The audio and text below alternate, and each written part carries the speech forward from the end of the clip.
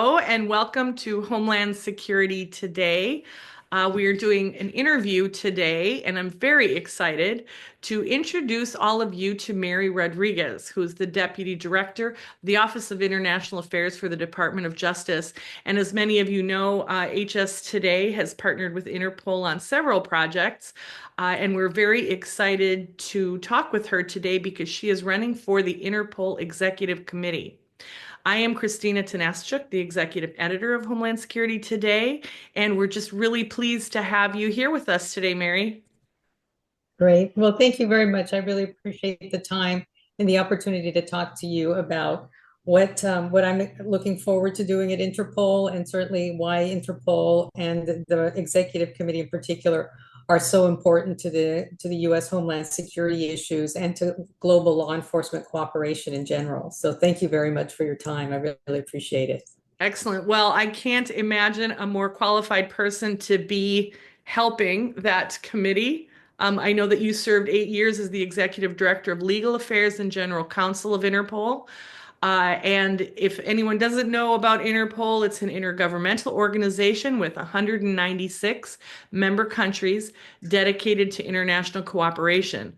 So we're very thrilled to have you there. And just as the president of Women in Homeland Security, too, I'm very proud to say that Mary's the first woman, first American, and first Latina General Counsel in Interpol's 100-year history. So congratulations on all of that already before even getting to the executive committee. So I Great, guess thank you. for our readers and for the listeners, tell us a little bit more just about the Interpol Executive Committee and its role. Oh, absolutely, and thank you very much. I do appreciate that intro. Interpol is, as you mentioned, is an intergovernmental organization, and it's not an international police force. It basically functions as an information sharing platform where all 196 member countries can communicate with each other through a closed network, and it's dedicated exclusively for police cooperation. And one of the most important things in the ability of the different member countries to communicate is making sure that the information they're receiving through the Interpol channels, that it has integrity and that they can trust that information is actionable. And that's one of the things that I think is one of the most important aspects of the work that Interpol does, and certainly what I did while I was there, and what I hope to continue on the executive committee. The executive committee is one of Interpol's governing bodies. It has its supreme governing body, which is the General Assembly, and that is its plenary group of each country is represented, and each country at Interpol is basically has one vote. And no country has more votes or more, it's not weighted like other organizations. And the executive committee, though, is made up of only 13 members of Interpol, and those are divided up by regions. I am running for vice president for the Americas region, and the Americas region has 3 representatives, the vice president and 2 delegates. And right now, all 3 seats are open. And all the existing members from the Americas region on the executive committee will be finishing up their terms. Each executive committee member, with the exception of the president, serves a 3-year term. And so we are very fortunate that the United States has been on the executive committee for a number of different terms. And the current member from the US who will be finishing his term, it's a member from the US Marshal Service. His name is Michael Hughes. He was elected in 2021 and will be finishing up. And I'm certainly hoping now to come in as the vice president. He was in a delegate position, and on the executive committee, it's basically a body that provides advice and policy guidance to Interpol, and also makes a number of decisions that are reserved for the General Assembly, or can be prepared for the General Assembly. So the executive committee recommends to the General Assembly approval of the budget, approval of certain positions for election. It also reviews all matters involving policies concerning information sharing And it also will review changes to Interpol's rules and also provide advice in particular areas of expertise based on the needs of the organization. So I'm certainly hoping to be able to leverage my experience at Interpol.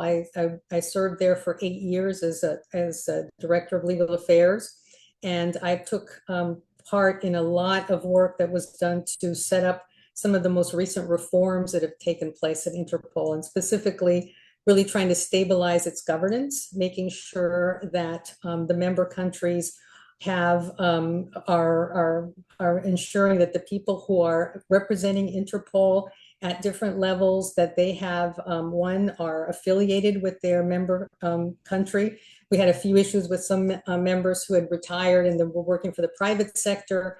And we really want to make sure that we have people who are directly connected with the work of the organization and the work of their government.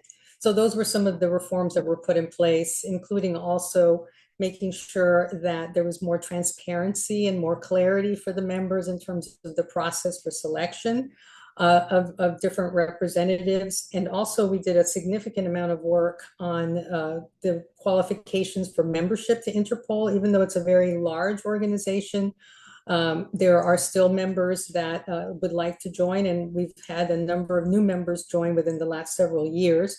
Palau, I think, was the most recent member that joined last year. And so that's something that also we needed to have some transparency and some clarity on the requirements to be a member of Interpol. And then we also worked on a lot of specific rule changes relating to Interpol's information sharing platform. So making sure that the information that goes through Interpol's I-24/7 system, and of course the very famous Interpol notice system, that all of those, that all of the data has been vetted, that there's integrity, and that the police that are receiving that information, that they can rely on that data and can act upon it in moments of either emergencies or whether they're urgencies in terms of fugitives traveling through different parts of the world. All of that information, we really did a lot to reform and modernize the rules so that Interpol members can have trust in the information that they're receiving through the Interpol system. So there's quite a bit of work, certainly, that takes place there at the General Secretariat, which is Interpol headquarters, but the Interpol member countries as well, their NCBs, and the United States has the National Central Bureau is based in the Department of Justice, but it's co-managed by DOJ and the Department of Homeland Security. The United States is one of the most active and prolific users of Interpol's information. And that's something that's very important both at our borders and also at our different ports of entry.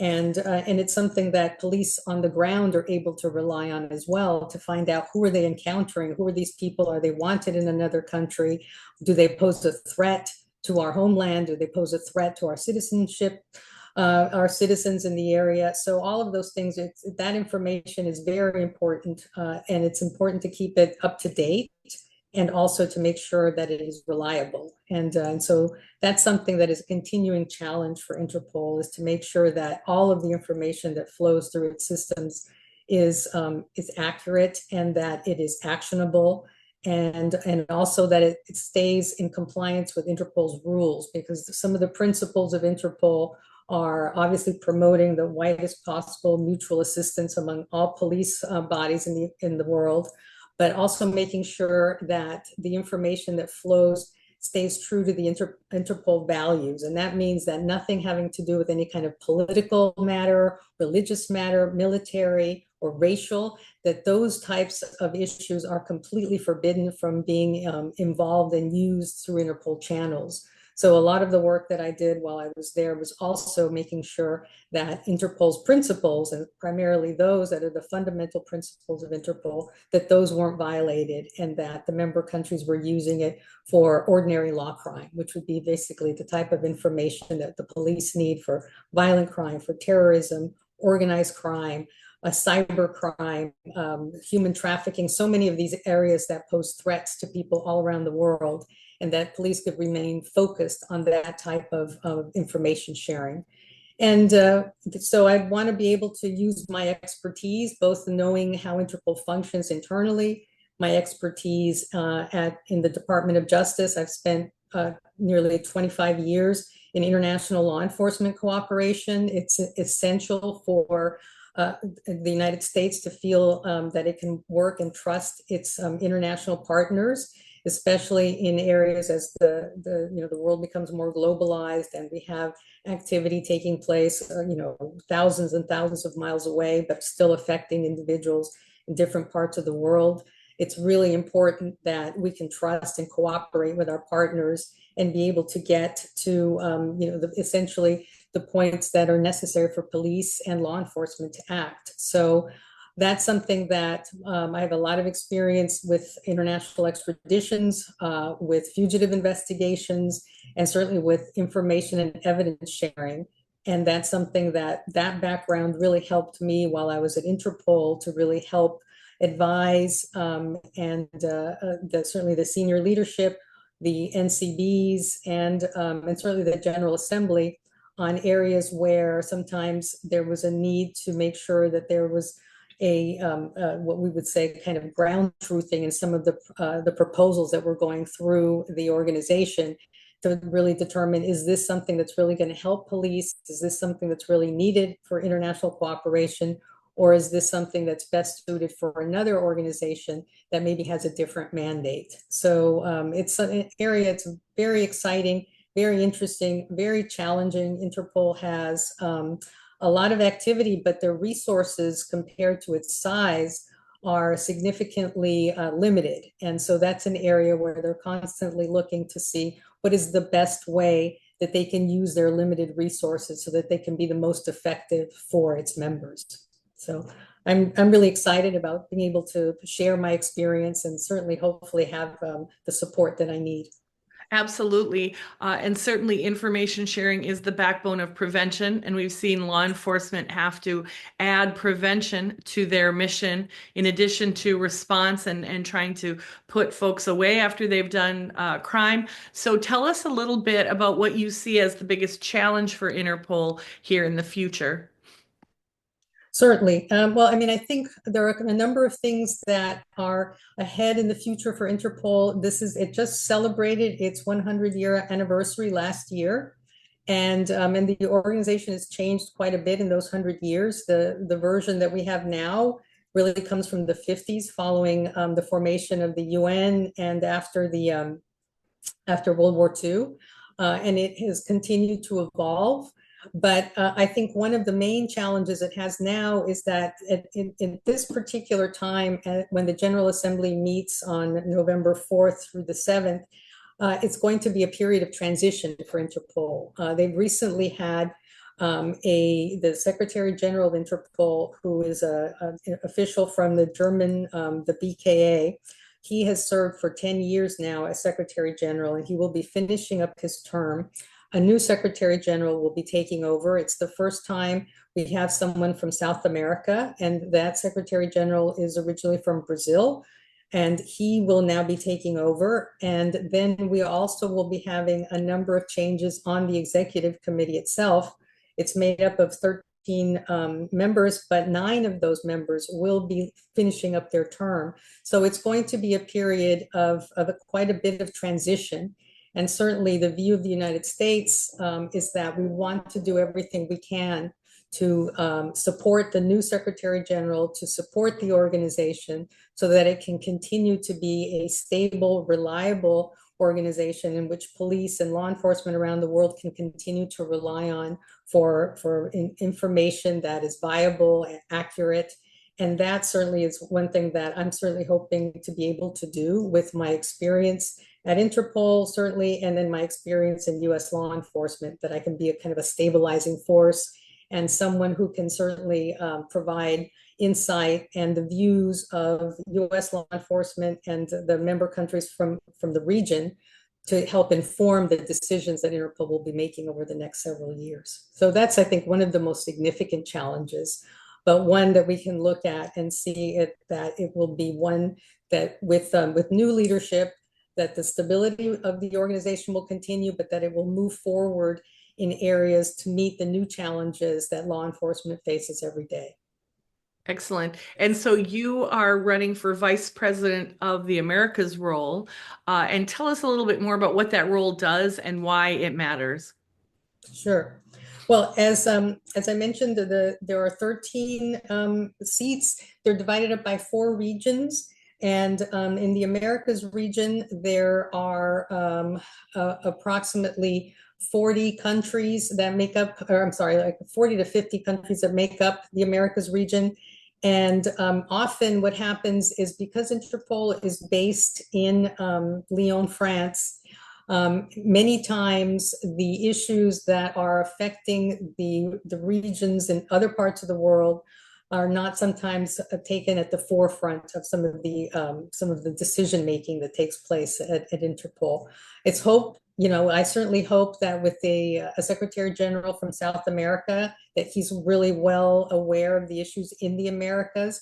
And certainly the United States is also very well connected to everything that's happening in the Americas region. We have very strong partnerships bilaterally and multilaterally in some areas in North, Central, and South America. And that's an area where I think if I am elected to the role of Vice President, I can certainly leverage all of the experience I have with those partnerships that the United States has at so many different levels with so many different agencies. All of our law enforcement agencies and through our embassies in the region have strong law enforcement representation and strong partnerships. And that's an area where I really hope that I can bring to bear while I'm there all of my experience and my connections, and to be able to advise on how what's happening in the Americas can also affect things that are happening in Europe, in Africa, in Asia, and that we're all really connected, and that we really need to know what's happening in our region to be able to inform what reactions other regions have, or also to be able to react to what other regions are doing, so that we can make sure that our citizens and the police are properly prepared to deal with any challenges that are happening. Obviously, migration issues in different parts of the world affect different regions differently, but that's an area where we all need to be aware of what's happening. And organized crime, of course, is everywhere in different forms. So that's another area where we really need to be working together and on top of the issues. And certainly, of course, the use of new technology by criminals, the use of artificial intelligence, making sure that police can stay ahead of what the criminal elements are doing with new technologies. That's another area where Interpol is certainly the perfect platform to be able to share that information and to work with other regional law enforcement agencies such as Europol. There's development in the Americas of another group of law enforcement agencies. Ameripol is beginning to develop. Asia, Afripol. So all of those things are really important to make sure that there are communications, that there is an attention to the developments in the different regions, and that's something that I think is really important, and certainly that I would hope to be able to, having, I think, the ability to have participated in so many activities, law enforcement activities in the United States with its reach. I feel like I'm really uniquely positioned to be able to react and to advise and to help Interpol take the right decisions that can help everyone. Excellent. So ultimately, how do they pick? How do they pick you? What's the process? So the process is, again, I mentioned every country has one vote. So even though I'm running for the Americas, the requirement, of course, is that to run for the region, you have to be from the region, but everyone votes for every position. So that means that I will be having to garner support outside of the Americas region, certainly in Europe, in Africa, in Asia, and in the Americas, because all of those countries have a say in terms of who sits on the executive committee. So on November 7th, that's the day of the election, and the General Assembly is meeting this year in Glasgow, Scotland. And on the last day of the meetings, that's when the election for executive committee takes place. And then on that day, then all of the countries who are present and voting will then have the opportunity to cast a vote for all of the members who are running for the executive committee.